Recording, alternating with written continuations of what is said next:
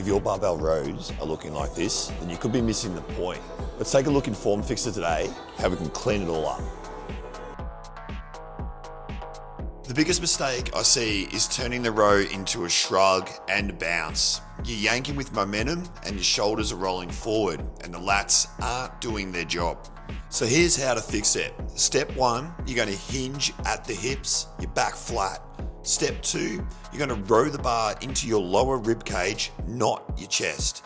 And step 3, you're going to keep your elbows tight and pause for half a second at the top.